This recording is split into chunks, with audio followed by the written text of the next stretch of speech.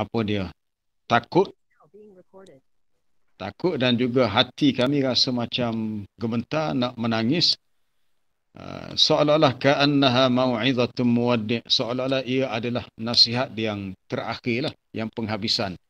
Kemudian Nabi pesan, Nabi kata, fa innahu man ya'ish minkum fa sayara ikhtilafan katsira. Ketahuilah sesungguhnya sesiapa yang masih hidup selepas aku, ini selepas aku sudah meninggal, maka dia akan melihat berlakunya ikhtilaf, banyak perselisihan dalam kalangan umatku. Ini ulama kata ini salah satu mukjizat ilmu yang ada pada Nabi. Nabi ni Allah Ta'ala bagi mukjizat hissiyah pun ada. Quran itu mukjizat maknawiyah. Salah satunya adalah mukjizat ilmiah. Perkara yang berlaku pada masa depan, Nabi boleh tahu. Ini berdasarkan wahyu daripada Allah. Bukannya kata Nabi buat ramalan sendiri. Itu Nabi kata akan berlaku ikhtilafan katsira, banyak perselisihan ataupun banyak pertelingkihan. Itu dalam kalangan umat dia lah. Maka Nabi punya pesanan, Nabi kata, alaikum bisunnati wa sunnatil khulafa'ir rasyidin al-mahdiyyin min ba'di. Kamu mesti berpegang dengan sunnahku dan sunnah khulafa'ur rasyidin. Ini dalam kita berhadapan dengan kemeluk dalam keadaan manusia yang berbagai-bagai dia punya ideologi, cara berfikir, lifestyle, cara kehidupan. Maka kita yang alhamdulillah, antum semua datang daripada sekolah agama, belajar pula di Mahat Muhammadi lelaki dahulu, dah menempuh sistem pendidikan agama yang sangat baiklah zaman remaja. Sudah tentu nasihat Nabi ni kitalah yang lebih terkehadapan untuk laksanakannya berbanding dengan orang lain. Iaitu pesanan Nabi, Nabi kata kamu mesti berpegang dengan sunnahku. Itu dia punya petua yang paling berkesan. Berpegang dengan sunnah Nabi, iaitu berpegang dengan asal ajaran yang Nabi bawa tu ialah. Sebab kita akan berdepan dengan banyak cabaran. Masing-masing mahu memberi pendapat, pandangan yang mungkin ianya selari dengan sunnah, mungkin tidak selari dengan sunnah. Nak faham sunnah atau tidak sunnah ialah sesuatu yang sabit, ianya sahih daripada Nabi dan difahami dengan cara begitu oleh para sahabat. Majoriti para sahabat, mereka faham apa yang sabit daripada sunnah. Sebab tu kalau awak belajar hadis, ilmu hadis ni, sebelum para ulama menilai kesahihan hadis, dia akan tengok syarat-syaratnya. Adakah sanad itu bersambung? Adakah rawi semuanya thiqah? Sehingga melayakkan hadis itu berada pada kategori hadis yang sahih, atau rendah sedikit hadis yang hasan atau yang dhaif. Tetapi apabila hadis itu sahih, maka secara automatik ia dipanggil sunnah. Jadi tak timbul kalau kata sunnah tu sunnah yang dhaifah, sunnah yang hasanah, yang baik. Dari segi kaedahnya, bila sunnah maka dia adalah hadis yang sahih. Begitu juga dengan sunnah khulafa'ur rasyidin, iaitu para sahabat Nabi yang utama, Abu Bakar, Umar, Uthman dan Ali. Cuma bila kita nak faham benda ni, kita kena ada ilmu lah. Kita kena belajar, kena ada ilmu untuk kita membuat perbandingan. Jadi bila berlaku ikhtilaf, sikap kita apa dia? Sikap yang paling baik sebagai individu yang dah ada dia punya background, latar belakang pendidikan dia punya education tu adalah daripada orang yang mengaji sekolah agama. Jadi kita punya sikap kita adalah kita tidak mudah melatah. Apa maksud tidak mudah melatah? Iaitu kita menggunakan akal fikiran yang Allah Ta'ala bagi untuk kita menilai. Menilai dengan adil. Katakanlah kita setuju dengan pendapat puak A. Tapi bukan bermakna semua perkara puak A ni benar belaka. Mungkin ada setengah pendapat dia salah. Kalau kita tidak setuju dengan puak B, golongan yang kedua, bukan bermakna semua pendapat dia salah. Jadi maknanya kita kena menilai dengan adil. Kita jangan jadi orang yang taksub. Ini masalah sekarang ni, Ustaz Pati, ramai juga dah kalangan bekas-bekas alumni Mahat Muhammadi lelaki. Mereka masing-masing bawa hala tuju sendiri, dia masing-masing pilih hak mana dia nak. Jadi masalah yang timbul ialah bila kita melihat apabila dia memilih sesuatu aliran yang dia nak, manhaj yang dia suka, dia mempunyai sifat fanatik. Fanatik sifat ta'assub ni, dia memang mana-mana pun dia bahaya sebenarnya. Dia bahaya. Dia sifat baik adalah sifat sederhana dan berfikir dengan matang. Kalau kita mengatakan ini betul, ya betul bukan dengan sebab kita sokong dia, tak. Dengan sebab dia ada hujah yang benar dari segi agama. Kalau kita tidak suka, tak setuju hal ni, ya kita mengatakan sebab dia tidak ada hujah yang kuat. Itu penilaian yang adil. Dan perkara ini telah disentuh dalam Quran, dalam surah Az-Zumar. Apabila Allah Ta'ala memuji hamba-hambanya, Fabashshir ibad, maka berilah khabar gembira kepada hamba-hambaku, iaitu orang-orang yang alladzina yastami'una al-qawla fayattabi'una ahsanah. Orang yang mendengar segala qaul. Apa sahaja yang manusia sebut, okey dia dengar. Sebab kita manusia boleh mendengar, kecuali orang yang pekak yang tuli tak boleh dengar lah. Tetapi mereka memilih untuk ikut apa yang terbaik. Fayattabi'una ahsanah. Apa yang dianggap sebagai ahsan. Ahsan yang terbaik. Jadi orang yang ikut yang terbaik, dia nak ikut apa yang baik tu, maka di situ dia kena fikir. Ini dalam kita berdepan dengan kemeluk banyak. Hak ni kata gini, hak ni kata gini. Ini dalam sehari dua, ialah dalam isu kita sekarang berdepan dengan isu pandemik COVID-19. Ada yang menyokong vaksin, ada yang anti-vaksin. Sama ada kita setuju tak setuju, kita mesti ada sebab, kita ada alasan untuk kita memilih pendapat tu. Tapi kita jangan ekstrim dan jangan fanatik.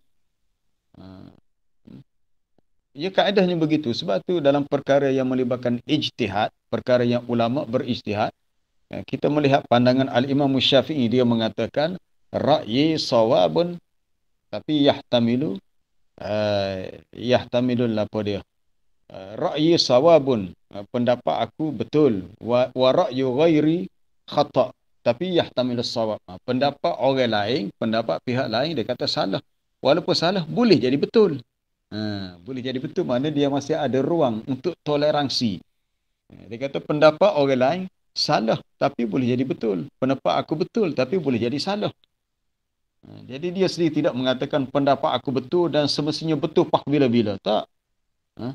Al-Imam Syafi'i seorang tokoh ulama yang alim dan tawaduk.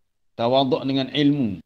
Kalau kau belajar sejarah dia, masa dia berada di kota Iraq, hukum-hukum ijtihad fiqh dia yang disebut sebagai qaul qadim, pendapat qadim lama. Tetapi bila dia berhijrah ke Mesir, berada di Mesir dan melihat wakil realiti yang ada di Mesir lain dengan Iraq, maka sebahagian hukum fiqh tu dia dah ubah ijtihad dia dengan apa yang disebut qaul jadid. Jadi atas orang yang sama, dia ada dua pendapat. Sama juga anak murid dia Imam Ahmad.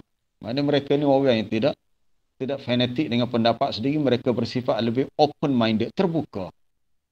Itu sikap yang betul.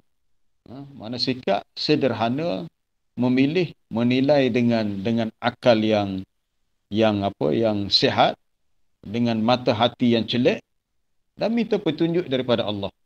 Itu yang pertama. Yang kedua yang Ustaz boleh sampaikan malam ni ialah kita tahu kita ni bukan lama dah atas dunia. Tak? Awak semua dah 36 tahun. Ustaz pun dah tua, dah 52 tahun dah. Tak lama lagi, sekitar paling lama 8 tahun lagi patching lah. Cepatnya masa berlalu. Cepatnya masa berlalu.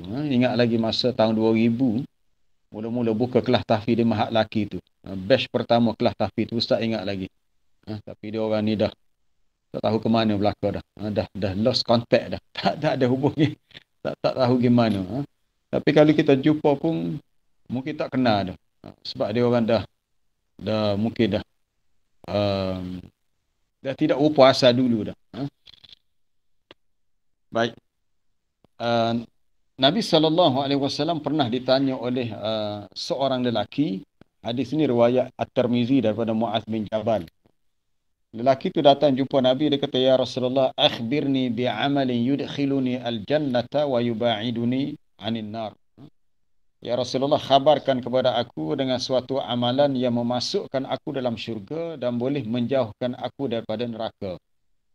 Tengok para sahabat, dia punya view, dia punya pandangan kehidupan dia tu, dia bukan kata tengok dunia. Dunia ni hanya bersifat sementara. Dia berpandangan jauh. Kita ni kalau kita nak jadi orang yang bijaksana, kita mesti meletakkan akhirat sebagai matlamat. Dunia adalah suatu kehidupan yang kita tahu. Dia bukan matlamat, sebagai laluan. Apa-apa yang Allah Ta'ala beri untuk kita di dunia adalah sebagai saham untuk kita cari sebesar mana untung akhirat. Kalau orang nego agak sebagai modal, yang kalau orang tu bijak menguruskan modal, dia akan dapat untung yang besar dalam perniagaan. Jadi sebenarnya tempoh kehidupan kita di dunia ni seumpama orang yang berada dalam dunia perniagaan. Jadi kalau kita nego dunia, kita pandang nego, kita akan jadi jutawan dunia. Tapi kalau kita bijak mengatur langkah untuk fikir apa untung yang kita akan dapat di akhirat, kita akan jadi jutawan akhirat. Jutawan akhirat itu lebih besar nilai di sisi Allah.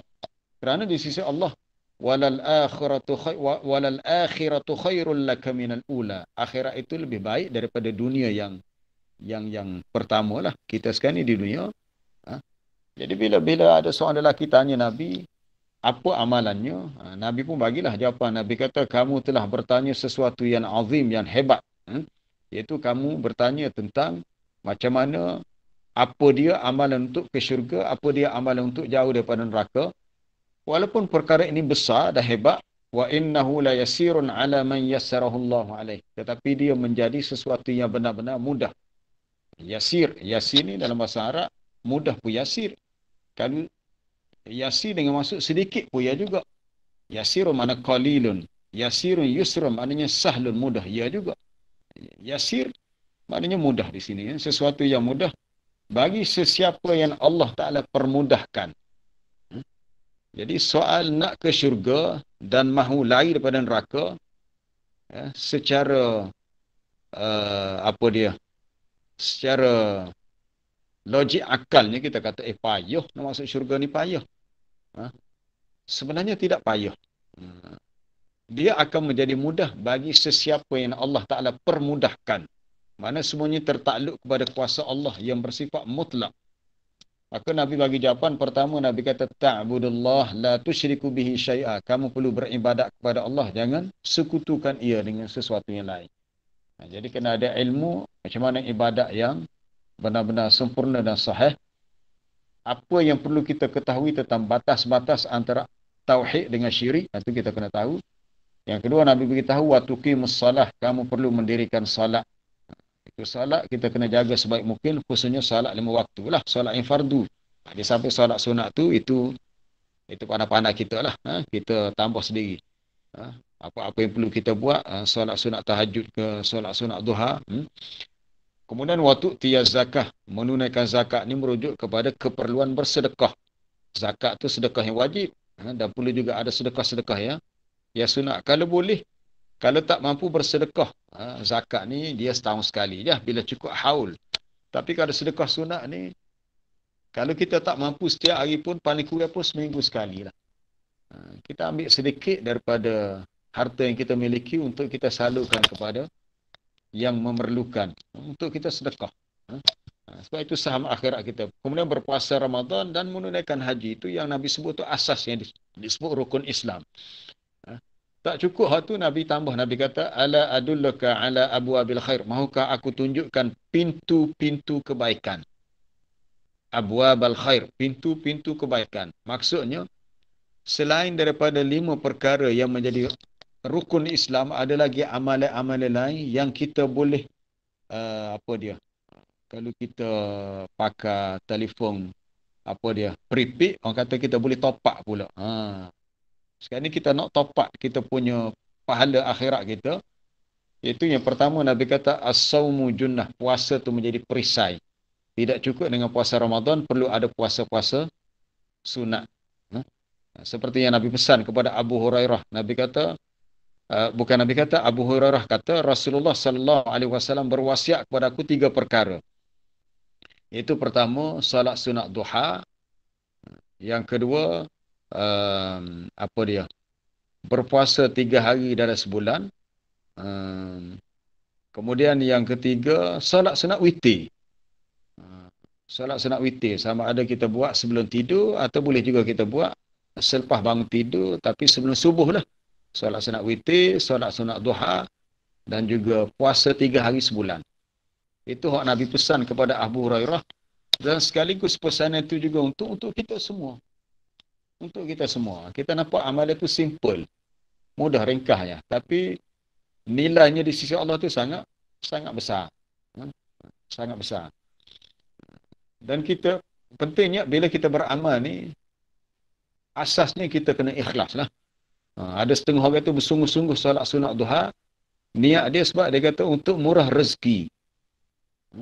Rezeki ni soal dunia, Allah Taala dah tentukan. Kita ambil sedikit masa untuk pagi solat sunat duha sebab kita kata kita nak mendekatkan diri kepada Allah dan nak menghidupkan salah satu sunnah Nabi iaitu solat sunat duha. Soal rezeki itu sebab ini kita serah kepada Allah. Jangan jadikan soal rezeki itu sebagai matlamat utama kita solat sunat duha. Sebab rezeki dunia tu dia dah masuk urusan dunia. Dikhawatiri ianya boleh menjejaskan keikhlasan kita dalam beramal. Tapi kalau kita beramal kerana nak akhirat, nak rahmat Allah, itu tidak merosakkan nilai ikhlas. Tapi bila kita ada matlamat dunia, dikhawatiri, dia boleh menjejaskan tahap keikhlasan. Walaupun benda tu tak salah, memang kita nak rezeki, tapi benda tu bukan menjadi agenda utama. Agenda utama adalah kita mahu dapatkan apa yang ada di sisi Allah yang berupa ajrun, pahala, mendapat maghfirah. Yang paling besar sekali mendapat redanya. Kemudian Nabi pesan yang kedua, Abu Abal Khair adalah sedekah. Tadi dah disebut zakat, kemudian sedekah. Sedekah ni boleh tutfi'ul khati'ah kama yutfi'ul ma'un nara. Boleh memadamkan segala kesalahan yang pernah kita buat sebagaimana air memadamkan api. Perbandingannya begitu. Sedekah. Jadilah orang yang bersifat pemurah. Didiklah hati kita untuk menjadi orang yang bersifat pemurah. Zaman sekarang ini mudah. Laluan ataupun cara untuk kita bersedekah sangat mudah. Kita boleh cari mana-mana badan-badan kebajikan yang sudah diyakini mereka ni betul dalam menguruskan organisasi dan menyalurkan bantuan. So kita ambil nombor akaun je. Ada. Kita boleh transfer secara kalau awak kerti apa dia online banking online itu mana sebenarnya. Kalau tidak pun kita pergi ke mesin ATM masuk mudah sedekah ni. Dia tidak penting cara tu, yang pentingnya niat kita kerana Allah dan sampai. Kalau tak sampai pun tetap dapat juga pahala. Asalkan niat kita tu kerana Allah. Dan yang ketiga Nabi pesan kepada lelaki itu dalam hadis riwayat Muaz ni, wasalatul rajul fi jawfil lail. Dan solatnya seorang lelaki pada malam yang gelap. Jaf ni pada waktu larut malam. Merujuk pada solat sunat tahajud lah. Jadi Ustaz rasa sepatutnya antum sebagai alumni, khususnya alumni MML lah, Mahat Muhammadiyah Lelaki, kalau boleh kita jangan tinggal lah solat sunat tahajud. Kita tidak kata mengambil kesempatan boleh Ramadan saja untuk terawih, tahajud, witir. Tapi bulan-bulan lain pun kita kena istiqamah teruskan juga. Sikit pun tak apa. Kaedahnya begitu. Nabi wayak begitu. Amalan yang Allah Ta'ala sukai, ahabbul a'mali ilallah adwamuha wa in qalla. Itu adalah hadis Sahih Bukhari. Amalan yang Allah Ta'ala paling sukai adalah amalan yang kita buat secara berterusan, sekalipun sedikit. Orang Kelantan kata buat sama-sama. Sama-sama. Kalau setiap hari kita dah ada pilihan surah-surah, bahagian-bahagian ayat yang kita nak baca, so kita kena istiqamah. Setiap hari kita baca. Di samping kalau kita ngapal Quran, kita kena ada kita punya target kita. Kita nak khatam 10 hari sekali ke, sebulan sekali ke, kita kena ada jadual. Supaya apa yang kita buat tu lebih dilihat berdisiplin. Ini kalau kita buat kerja tak ada disiplin, memang berah habislah. Masalah itulah kadang-kadang kita mungkin zaman belajar, zaman sekolah kita buat jadual sebab kita ada target nak lulus puasa. Tapi bila kita dah berada dalam bidang pekerjaan, kita dah tak terlibat dengan belajar secara formal, mungkin kita tak fikir dah soal kita nak buat jadual untuk atur kehidupan kita. Kalau kita boleh buat, itu lebih baik sebenarnya. Kemudian akhir sekali apa yang Nabi pesan di situ, kita ambil 5 minit lagi lah. Dah pukul 10 dah ni. Akhir sekali Nabi pesan, Nabi kata, hendaklah kamu menjaga lidahmu. Akhir sekali tu, kita lopak tu. Dia kata, jagalah lidah kamu. Kuffa alaika hadha. Tahanlah ini. Tahan ni, tahan lidah ni maknanya, kita punya percakapan kita mesti bijak dalam kontrol. Kena kawal dengan baik. Kalau zaman Nabi betul lah. Percakapan tu hanya secara lisan. Tapi sekarang ni percakapan ni boleh berlaku dalam bentuk penulisan. Kita tulis dalam Facebook, apa dia. Kita tulis dalam grup WhatsApp, apa dia. Adakah yang kita tulis tu yang baik atau tidak baik? Adakah yang membawa kepada pahala ataupun dosa? Ataupun kita kena fikir sebab dia termasuk percakapan juga, kalam juga. Itu kalam secara kitabah. Tidak kalam secara apa dia, secara lisan. Bukan percakapan secara bersuara, itu satu cara. Ini percakapan secara tulisan pun dikira percakapan juga. Jadi Nabi suruh jaga lidah, jaga percakapan. Akhirnya Muaz tanya, ya Rasulullah, ya Nabi Allah, wa inna lamu'akhazuna bima natakallamu bihi. Adakah kita dihukum? Adakah kita dikira bersalah dengan apa yang kita perkatakan? Adakah setiap tutur kata kita, percakapan kita tu boleh dihitung dosa pahala? Lalu Nabi jawab dengan tegas, sakalat ka ummuk. Nak terjemah macam mana? Sakalat ka ummuk. Ini satu ungkapan khusus. Ya? Berat nanang. Apa dia? Parok. Nanang. Parok. Parok dah lalulah. Sakalat tu dia punya fi'il tu dia kembali kepada mu'ka tu kembali kepada khitab apa dia. Bila Nabi cakap dengan Muaz, Nabi kata habislah mu'mung gitu. Sakalat ka ummuka. Mu'mung tu habislah dia. Kalau kata habis tu macam apa nasib dia. Ya, kalau kita orang kata mak kita, ayah kita ni berlaku sesuatu yang tak baik, kita akan rasa susah hatilah. Mana Nabi nak bagi suatu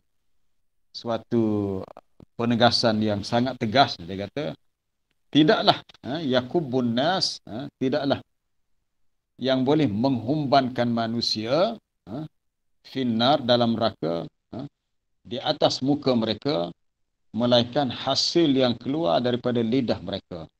Hal yakubun nasa finnar ala wujuhihim illa hasaidu alsinatihim. Tidak ada sebab lain yang menyebabkan manusia dihumban ke neraka di atas muka mereka. Mana dilepar ke neraka, jatuh muka dulu, jatuh sembel, kalau kata, jatuh terhumban dengan muka ke bawah dulu. Puncanya kerana hasil yang keluar daripada lidah mereka ataupun percakapan yang Allah Ta'ala tidak redha. Ini sangat penting untuk kita muhasabah. Kadang-kadang kita melihat benda ni tak ada gapo kecil ya. Kecil pada penilaian kita tapi besar di sisi Allah. Supaya cerita apa dia? Cerita Aisyah radhiyallahu anha, isteri Nabi telah difitnah. Kan pada tahun berapa ya? Tahun Hijrah tak silap, berlaku satu peperangan Ghazwatul Muraisi'. Bila balik daripada peperangan, Aisyah tertinggal tengah jalan, dia berhenti untuk buang air kecil waktu malam. Yalah, entah macam mana unta hak bawa dia dalam bekas segeduk tu, orang tu tak perasan Aisyah tak ada. Jadi mereka cerita seorang lelaki bernama Safwan bin Mu'attal As-Sulami melintasi lalu tempat tu waktu malam, dan dia kenal, dia kata, ya Allah, dia kata ni Aisyah ni. Jadi dia tak sampai hati nak tinggal sebab dia tahu ni isteri Nabi. Jadi bila naik sekali unta dan sampai ke kota Madinah, bila dilihat oleh orang-orang munafik, mulalah mereka buat cerita yang tidak betul. Mulalah mereka menaruh sangkaan buruk, kononnya Aisyah, kalau bahasa sekarang agak, ada skandal. Kalau bahasa sekarang, ni ada skandal yang tak baik ni. Jadi orang-orang munafik dengan sangkaan buruk mereka mula gosip-gosip lah. Kalau orang Kelantan agak, mula sok-sok mu cerita kat aku, ni cerita. Dan Allah Ta'ala merakamkan dalam Quran, istalaqawnahu bi'alsinatikum. Ingatlah ketika kamu memindah-mindahkan cerita ini dengan lidah kamu, bi'alsinatikum. Wa taquluna bi'afwahikum, dan kamu mengatakan dengan mulut kamu, ma laysa lakum bihi ilmun, apa yang kamu tak ada ilmu. Cerita sebenarnya tak tahu lagi, Tapi mulut ni, lidah ni popek-popek cepat dah. Ini bahaya. Ini cukup bahaya. Sebab tu MC dah pesan, dia kata, tak pasti jangan kongsi. Apa-apa maklumat yang kita terima, khususnya dalam WhatsApp apa, kalau tak pasti betul tidak, jangan kongsi, jangan share. Sebab Quran dah bagi tipnya, benda yang kita tak tahu betul atau tidak, kita tak boleh nak sebarkan. Salah tu. Apa? Wa istalaqawnahu bi alsinatikum wa taquluna bi afwahikum. Kamu mengatakan dengan mulut kamu ma laysa lakum bihi ilmun, benda yang kamu tak ada ilmu, yang kamu tak tahu. Wa tahsabunahu hayyinan, kamu menyangkanya benda tu lekeh. Hayyin ni tak ada gapo, benda ni kecil ya. Tetapi wa huwa indallahi azim, benda tu di sisi Allah azim, benda tu besar. Besar di sisi Allah. Dia punya impaknya boleh membawa kepada orang tu tanggung dosa yang besar. Dan kalau dia tak bertaubat, tak tahulah nasib dia, neraka lah. Jadi waktu kita kena fikir dalam kehidupan kita yang banyak cabaran zaman sekarang ni. Iaitu, seperti Ustaz kata tadi, yang pertama sekali, kita kena faham sunnah Nabi, sunnah para sahabat. Kemudian kita menjaga amalan-amalan kita, khususnya amalan wajib ditambah dengan amalan sunat. Dan yang akhir sekali adalah, yang Ustaz boleh pesan di sini, sebagai kesimpulan akhirnya, sama-sama kita menjaga lidah kita, percakapan kita, dan apa-apa yang kita tulis dalam Facebook, dalam apa pun, waktu pun kita kena sangat-sangat berhati-hati dan teliti. Kalau kita silap tanpa sengaja, maka dengan sifat tawaduk kita kena mengaku salah kita. Itu sifat yang betul. Ada setengah orang tu, Ustaz tengok, kadang-kadang pendakwah selebriti, bila dikritik, ditegur, dia melenteng marah. Dia kata, mu ni siapa? Dia rasa dia hebat lah, sebab dia dah jadi orang terkenal, pendakwah selebriti. Jadi seolah-olah apa yang dia buat, semuanya betul belaka, tak ada hak salah. Jadi bila dia ditegur, dia tak boleh terima teguran itu, dan dia rasa ego dia tercabar. Ini masalah.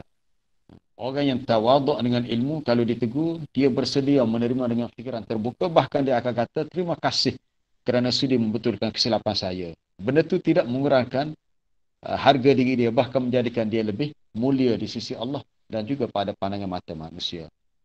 Wallahu a'lam. Saya cukuplah setakat tu untuk taujihat malam ni. Ya, ada soalan ke? Ya, ringkasnya. Ya, Fakri ada soalan. Ada soalan ke sahabat-sahabat semua? Boleh dengar jelas ni?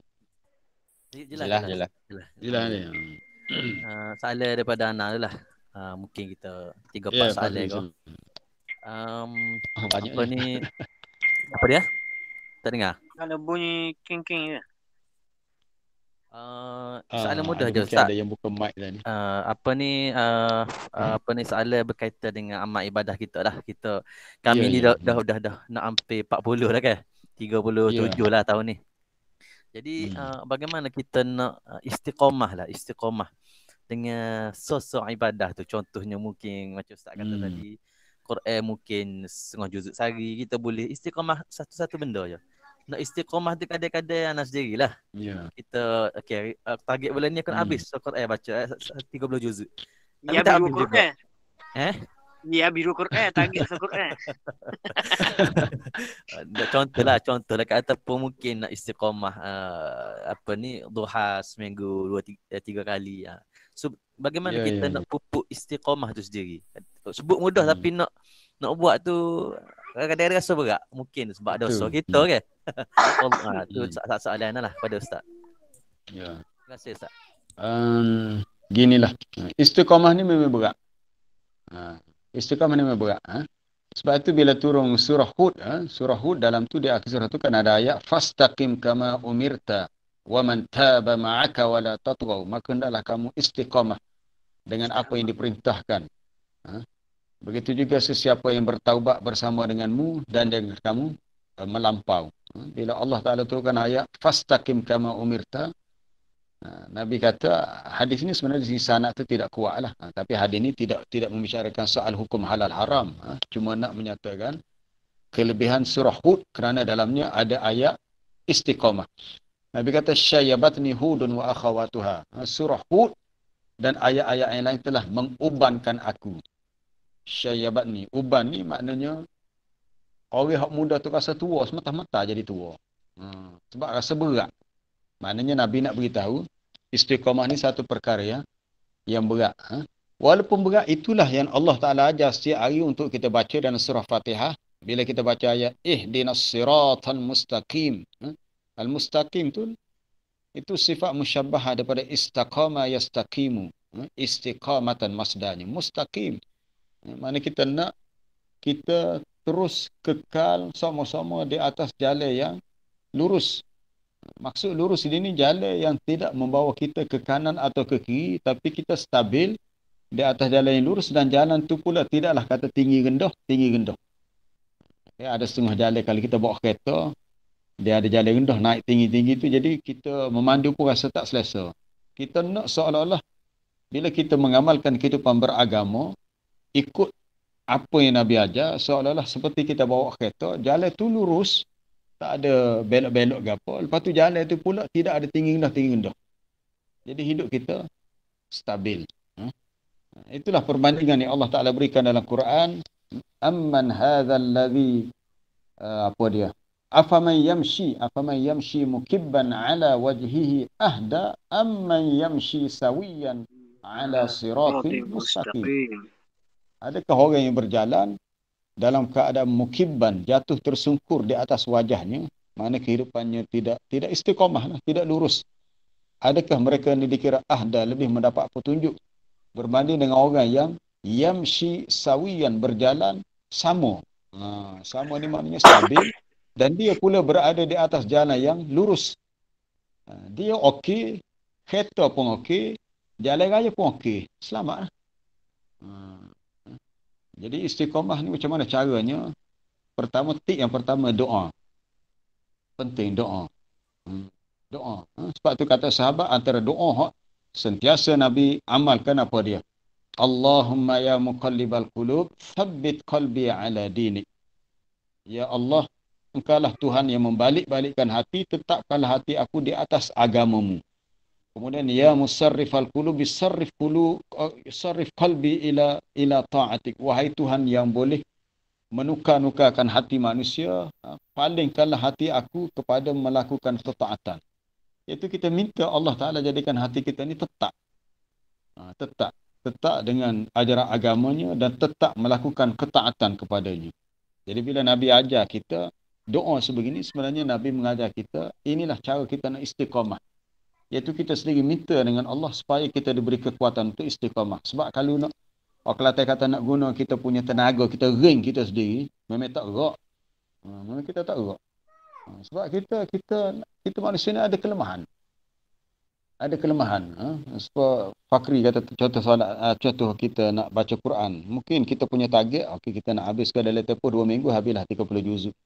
Tapi disebabkan mungkin kita sibuk ke ataupun kita banyak urusan lain, jadual baca kita lari. Kadang-kadang terlebih. 2 minggu tak habis lagi. Mungkin sampai 3 minggu.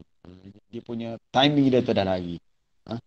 Jadi mintalah kepada Allah kekuatan supaya kita boleh istiqamah.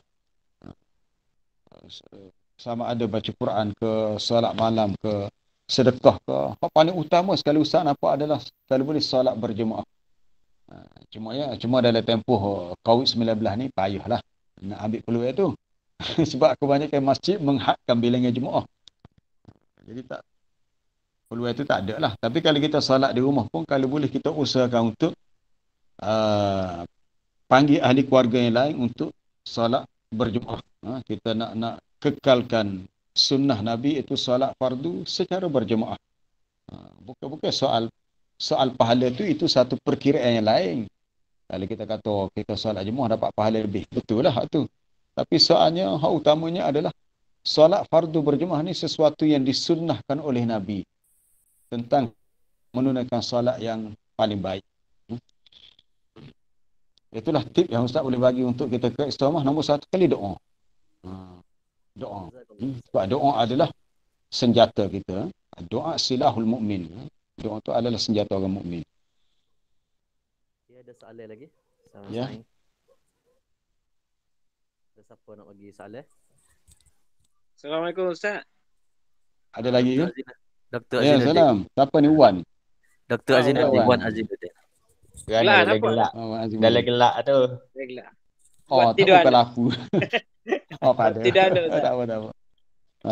Ustaz nampak Tak tahu boleh dengar muda. macam ni. Ustaz nampak muda semua Ustaz. Nampak Nampak muda muda semua tak Ustaz. tahulah. Sebab orang dia kata gitu, jumpa sama dia kata ustaz nampak muda. Dah ramai dia sebut tu, kira macam doa dah tu. Oh, alhamdulillah. Berkat Quran ding. Dengar Ya. Alhamdulillah. Ya. Ada Kita soalan, semua Dik? nak jadi ahli syurga. Kita nak jadi ahli syurga insya-Allah. Kita mengharapkan rahmat Allah supaya dengan rahmat dia dosa kita diampunkan dan Allah Ta'ala pilih kita dalam kalangan hamba-hambanya yang soleh. Bila kita fikir gitu, dia aura berfikir positif itu.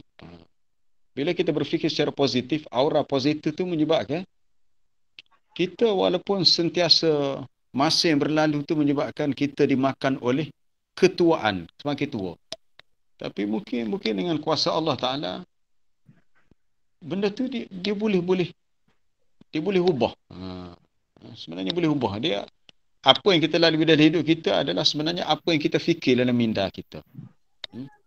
Kalau kita fikir kita nak jadi ahli syurga, yang Nabi sifatkan ahli syurga ni umur dia sekitar antara 30-33, muda sama. Dia tidak ada sifat tua. Ahli syurga kalau masuk syurga memilih rasa muda. Alaikum antashibbu wa la tahramu abadan. Wahai ahli syurga, kamu akan muda selama-lamanya, kamu tidak akan tua. Jadi soal kita di dunia, memang satu masa kita akan tua juga. Soal orang melihat itu mungkin penilaian orang lah. Kadang-kadang ustaz pun malu juga kalau ramai anak murid kata ustaz nampak muda. Tapi muda tu hanya zahir saja. Tapi pergi tengok kad pengenalan tu tua dah. Anak-anak pun dah besar belaka dah. Dia Ustaz, nak tanya Ustaz. Ya, Wan kira kan. Tadi apa ni Fakhri tadi berkenaan dengan nak istiqamah Ustaz. Ya. Macam mana nak istiqamah? Maksud Fakhri maya apa? Duha Ustaz. Kalau kita semaya duha tu Ustaz ada? Sebab orang kata kalau kita kalau semaya duha ni salah satu pembuka pintu rezeki Ustaz tak? Jadi kalau kita macam semaya duha, lepas tu motivasi untuk kita jadi istiqamah semaya duha tu kita salah satunya sebab nak membuka pintu rezeki Ustaz. Tak apa kau niat gitu Ustaz? Sebaiknya tak payah niat gitu. Sebaiknya. Dia setiap amalan ni dia ada kelebihan, ada fadilah. Cuma ada setengah amalan tu kita tahu kelebihannya, ada setengah amalan tu kita tak tahu. Jadi sama ada kita tahu atau tak tahu, kita jangan meletakkan fadilah dan kelebihan tu sebagai matlamat nombor satu. Jadi kita punya amalan bila kita buat, kita niatkan kita beramal ni untuk litaqarrub ila Allah, untuk kita dekat dengan Allah. Sebab benda yang paling penting dalam hidup kita adalah rahmat Allah. Rahmat Allah sebenarnya. Kita dapat rezeki itu rahmat Allah. Kita sihat, alhamdulillah. Rasanya tak ada seorang di antara kita ada malam ni dah ada yang pernah kena positif COVID-19. Tak ada ni.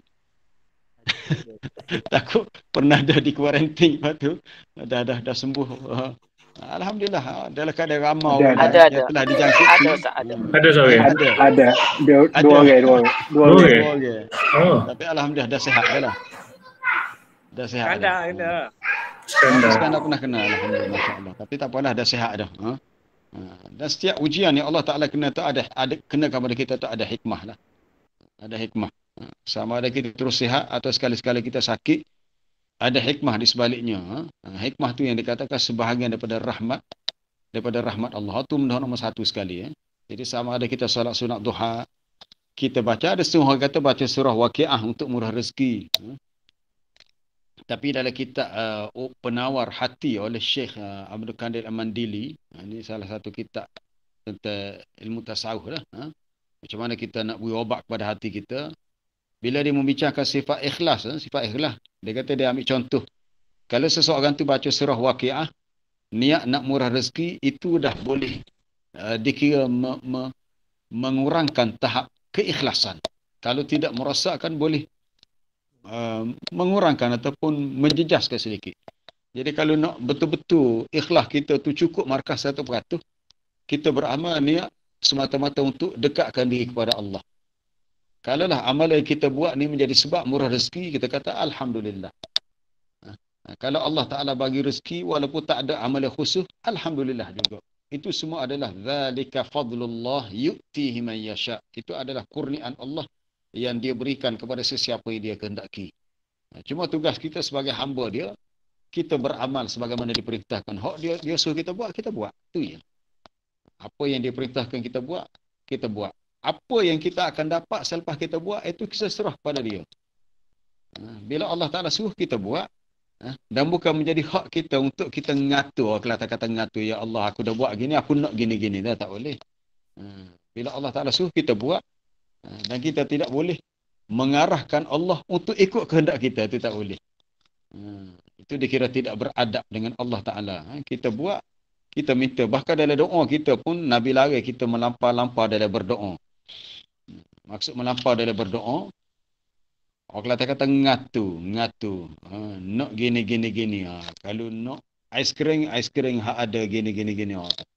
Kalau budak dia budak kecil dia nak ais kering, dia ngatu kepada dia punya parent dia. Aku nak ais kering macam ni tu. Bila kita berdoa, cukup kita minta, ya Allah, aku mahukan, contohnya Allahumma inni as'alukal jannah. Tak perlu kita sebut dalam doa kita, ya Allah, aku nak syurga. Dalam syurga tu aku ada 10 buah rumah. Dalam rumah tu aku ada sekian-sekian. Tak perlu. Itu dah dikira hulu berlebih-lebihan. Sama juga macam contoh tadi dalam soalan Wan tadi. Kita solat sunat duha, kita letakkan keutamaan niat kita untuk kita mendekatkan diri kepada Allah. Semoga Allah Ta'ala permudahkan urusan kita. Sebab yang jelas dalam hadis, kalau nak murah rezeki sebenarnya, ialah menghubungkan silaturrahim. Pak jelas. Ada hak Nabi sebut dalam hadis Sahih Bukhari. Man ahabba an yubsata lahu fi atharihi aw yunsa'a lahu fi atharihi falyasil rahimahu.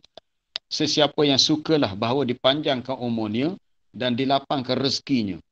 Umur panjang, rezeki murah, hendaklah dia falyasil rahimahu, hubungkan silaturrahim. Apa maksudkan hubungkan silaturrahim? Cari jalan, cari sebab untuk kita merapatkan hubungan dengan ahli keluarga hak lain. Zaman sekarang ni lagi mudah. Kita boleh cari nombor telefonnya. Kemudian tanya khabar. Mungkin anak saudara kita, sepupu kita.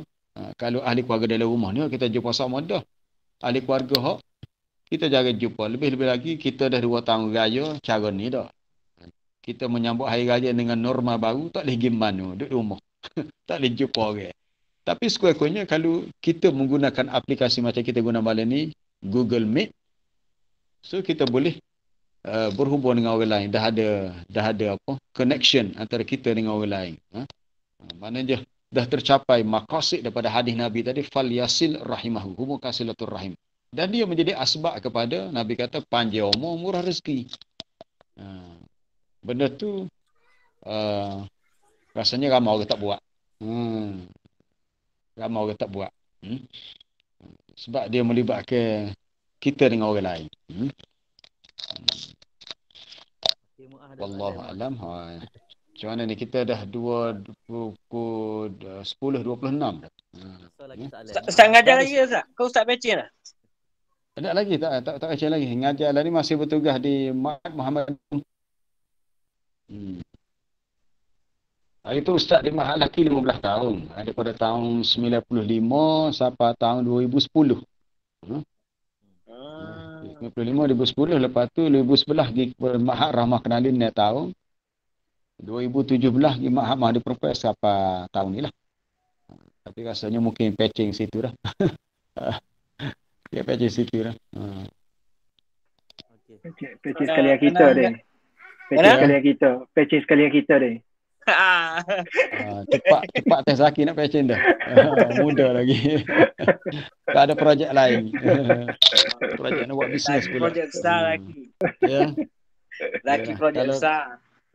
Gini, mungkin ada di antara kamu yang bekerja sendiri. Sebenarnya bagi Ustaz, kalau kita boleh mencari sumber pendapatan dengan bekerja sendiri, sebenarnya lebih baik. Tu. Kita lebih orang kata boleh berdikari lah. Berbanding kita kerja makan gaji ni, kita terikat dengan arahan orang atas. Jadi so kita kena ikut perintah dia lah. Tapi bekerja sendiri kita lebih bebas. Soal rezeki banyak sikit itu ketentuan Allah. Tapi setiap pekerjaan sama ada kerja sendiri, kerja makan gaji, kerja sektor kerajaan swasta, memang semua pekerjaan ada cabaran.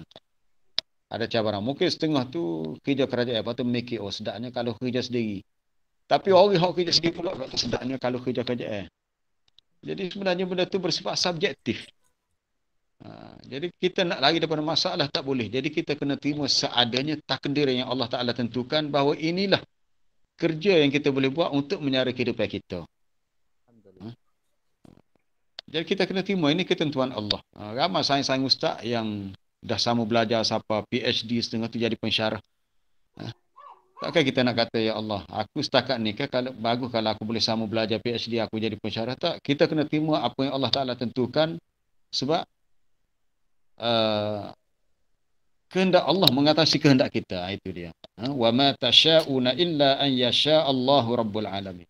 Tidaklah kamu menghendaki sesuatu melainkan kehendak kamu tu berada di bawah kehendak Allah. Mana kehendak Allah Ta'ala mengatasi kehendak kita. Kita nak sesuatu tapi kalau Allah Ta'ala tak izinkan tak jadi.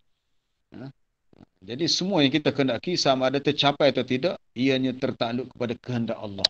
Jadi kalau hajat kita tercapai, alhamdulillah. Kalau kita tak tercapai, kita jangan marah. Kita tak ada hak untuk memberontak, marah, ya Allah kenapa kau tak penuhi hajat aku. Sebab kita hamba dia. Allah Ta'ala menamakan kita sebagai hamba dia. Kita bukan rakyat dia, kita bukan pekerja dia, kita hamba dia. Bila hamba, kita kena reda dengan segala ketentuan dia, dengan kita bersangka baik. Itu penting, bersangka baik. Setiap yang Allah Ta'ala tentukan, dia tahu memang kita duduk sini ni munasabah dah dengan kita. Layak dah dengan kita. Mungkin orang tu dia dapat tanggungjawab tu sebab munasabah dengan kemampuan dia. Ada ramai sains-sains ustaz yang sekarang ni bukan sekadar PhD, dah ada setengah tu dah dapat berpangkat datuk, mempunyai pendapatan sendiri yang besar. Maka kita bersangka baik dengan Allah, kita kata dia layak dapat apa yang dia dapat sebab Allah Ta'ala bagi kelebihan yang ada pada dia tak serupa dengan kita. Mungkin kalau kita duduk tempat dia dengan keadaan kita macam ni, kita rasa sangat terbeban. Kerana setiap manusia Allah Ta'ala ciptakan tidak sama. Tidak sama. Jangan ada di antara kita bila tengok orang lain berjaya, bila orang lain macam tu kita kata, alangkah baiknya kalau aku boleh buat serupa dia. Alangkah baiknya kalau aku jadi serupa dia. Walaupun kita ada omniyah, ada cita-cita begitu, belum tentu cita-cita itu akan menjadi realiti. Sebab setiap manusia Allah Ta'ala telah tetapkan. Kullun ya'malu ala syakilatih. Katakanlah setiap orang di antara kamu dia bekerja, beramal mengikut bentuk dia. Orang ni buat cara ni, orang ni buat cara ni. Dia dari bab cari rezeki ni gini lah. Bab cari rezeki ni dia bukan bermakna bila kita berjaya dari segi akademik, bermakna masa depan kita cerah apa tak semestinya. Kalau nak ukur dari segi mata benda dunia. Mungkin kamu kenal, kita pun kenal anak muda bernama Syahmi Sazli. Syahmi Sazli tu dia tak lulus ngaji diploma UiTM, tak lulus. Dia berhenti. Kemudian dia suka dengan kamera, ambil gambar, lepas tu buat drama spontan masuk YouTube. Akhirnya dia dapat income dengan cara banyak drama-drama dia ditonton oleh peminat-peminat dia dalam YouTube. Akhir sekali tahun lepas dia buat filem Mak Entertain Damawi. Pun meletup. Umur baru 25 tahun, 25 tahun dah jadi jutawan. Siapa tahu? Ada. Walaupun dia dari segi akademik dia tak berjaya, tapi Allah tak bagi rezeki cara tu. Soal kerja dia tu kita kata ada unsur syubhah halahara itu perhitungan yang lain. Tapi soalnya dari sudut kejayaan dia telah berjaya dengan cara dia. Jadi kita tak boleh menimbulkan angan-angan, oh sedapnya kalau aku buat serupa dia. Kalau kita buat serupa dia boleh tentu kita berjaya macam dia. Jadi kita kena ingat gitu. Jadi kita terima seadanya apa yang Allah Ta'ala tentukan untuk kita. Macam itulah kita akan jadi hidup kita tenang. Macam mana kita nak tahu bahawa Ustaz? Ya. Macam mana kita nak tahu bahawa inilah Allah tentukan untuk kita, Ustaz? Setelah kita cuba banyak benda semua tak? Macam mana kita nak tahu? Cukuplah, tak perlu cuba dah. Mungkin ni dah Allah tetap ni. Kata dia gini. Kecewa ke lagu mana tu? Kecewa atas suatu usaha yang tak berhasil. Dia gini lah, dia dalam hidup kita ni memang kita disuruh bekerja. Dalam Islam bekerja ni satu ibadat, ibadat umum. Kita bekerja, kita dah berusaha. Doktor Pakai tanya. Kita bekerja dengan kadar kemampuan yang ada pada kita. Allah Ta'ala bagi kepada kita kemampuan kita bergerak. Dia maknanya sihat tubuh badan, mata kita boleh melihat, telinga boleh mendengar. Maka apa-apa yang kita dapat, kita yakin itulah bahagian rezeki untuk kita. Itu adalah bahagian rezeki untuk kita. Soal macam mana kita nak tahu, sebenarnya payah juga nak jawab soalan itu tu. Sebab rahsia Allah ni tak ada siapa yang tahu. Cuma kita bersangka baik dengan Allah. Apa yang kita lalui dalam kehidupan kita, kita anggap inilah yang Allah Ta'ala telah tentukan. Setelah kita menempuh banyak usaha dan kesusahan untuk kita capai apa yang kita nak. Jadi kalau kita hanya tapak setakat tu, kita jangan jadi orang yang kecewa ataupun orang yang putus asa. Kita anggaplah kejayaan kita tu ada hikmah yang lain. Kenapa Allah Ta'ala tak izinkan kita berjaya dalam sesuatu yang kita kejar, yang kita nak. Itu kita kena bersangka baik dengan Allah. Jadi kita terimalah apa yang Allah Ta'ala tentukan. Tenang hati kalau kita redha apa yang Allah Ta'ala bagi, betul.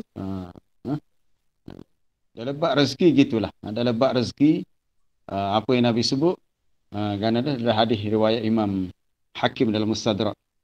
Allahumma qanni'ni bima razaqtani wa akhlif alayya kulla ghaibatin li bi khair. Ya Allah, itu doa Nabi aja. Qanni'ni, jadikan aku bersifat qanaah dengan apa yang Engkau rezekikan, dan gantikan untuk aku apa-apa yang telah hilang itu dengan apa yang lebih baik. Apa-apa yang telah hilang, rezeki kita ditarik balik, dicuri, kita pernah ditipu, kita pun rasa sedih. Kita berdoa supaya Allah Ta'ala gantikan dengan rezeki lain yang lebih baik. Wa akhlif li kulla ghaibah li bi khair. Apa yang telah lenyap hilang tu gantikan dengan apa yang lebih baik. Jadi saya cukuplah setakat tu, dah 10.35 dah. Fakri, cukuplah. Ya, Ustaz. Rasa dah banyak dah. Okay, alhamdulillah, terima kasih dan jazakumullah khair. Sama-sama. Pada Al-Fadhil Ustaz yang kita sayangi semua. Jadi Ana sebagai wakil sahabat-sahabat semualah, terima kasih kepada Ustaz. Lepas tu ni pandang cadangan Ana lah, mungkin sahabat-sahabat pun kalau setuju mungkin kita boleh buat sebulan sekali kau dengan Ustaz. Sebulan sekali kau dengan Ustaz. Kalau Ustaz beres lah. Sebulan sekali. InsyaAllah. Apa kata sedap je liwa ceramah. Ceramah. Dia ceramah. Kita buat lah lebih. Ada sembang-sembang je lah ni. Sembang-sembang lepas Isya. Lepas itu sama-sama secara ilmiah lah. Sebulan sekali ataupun kalau ada sanggup 2 minggu sekali kau boleh juga, tak ada masalah. Atau Ustaz jugalah. Kalau Ustaz boleh juga. Tertakluk kepada masa keadaan semasa lah. Yalah. Sebab lah ni tidak sibuk sangat. Sebab sekolah pun kelas online pagi tu ada lah. Online.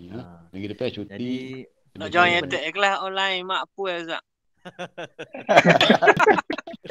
Ya. Ada lagi lah kan. Kelas tu untuk budak-budak puasa je. Dan kalau nak join, awak masuk yang Ustaz bagi pada Fakri pagi tadi, apa dia, link untuk kelas tadabbur pagi tu. Setiap pagi 9:30 Ustaz ada buat kelas tadabbur Quran untuk kita ambil iktibar daripada ayat-ayat yang kita baca tu. Jadi sebab lah ni sekolah dah off kan, tak belajar di rumah, PDPR di rumah. Jadi boleh kita ambil masa untuk pagi tu untuk kita tadabbur ayat Quran supaya itulah kita dapat aura keberkatan daripada Quran tu. Ya, terbuka pada semua. Kelas ni terbuka selagi boleh masuk dalam Google Meet tu, masuklah. Tak tahulah, takut Google Meet ni dia ada limit dia ke.